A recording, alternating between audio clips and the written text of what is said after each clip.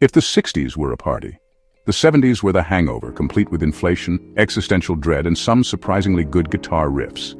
Let's start with the economy, or rather the spectacular implosion thereof. In 1971, Richard Nixon took a look at the Bretton Woods system and said, "Nope. Gold, gone.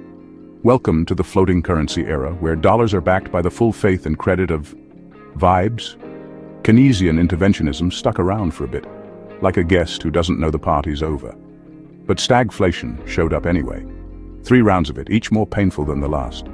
It was the financial equivalent of stepping on a rake, again and again, and pretending it was part of the plan. Meanwhile, society was out on the street screaming, "Make love, not war!" and then trying to remember where they left their pants. The counterculture was burning bright, but also burning out. Hippies morphed into health food store owners. Acid trips turned into existential crises. The anti-consumerist rebellion somehow ended up selling tie-dye t-shirts. Still, the protests, the movements, the messy awakening. It was glorious chaos, where some of the future tech titans were igniting their dreams, like Steve Jobs. Over in the music scene, chaos was gold. The Beatles broke up, which was tragic. But Led Zeppelin turned amplifiers into religious experiences. Punk kicked down the door with a sneer, while disco waltzed in with glitter and groove, making dance floors the new temples of escapism.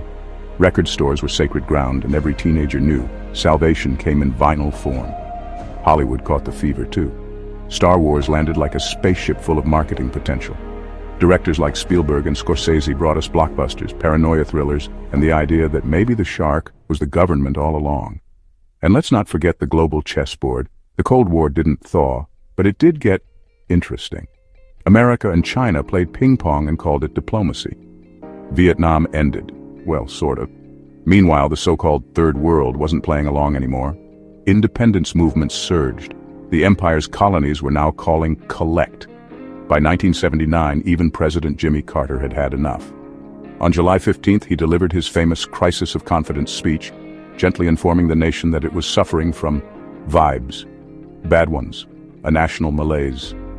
Americans looked at their gas lines, empty wallets, and Watergate hangover and said, "Thanks, Jimmy." For all its dysfunction, the 70s rewired the system. The economic rules changed, pop culture became global religion, and cynicism became the new sincerity. That decade didn't just set the stage for modern America, it built the stage, set it on fire, and danced under the disco ball. So here's to the 1970s, the decade that taught us how to feel broke, lost, paranoid, and fabulous, all at the same time. See you in the next video.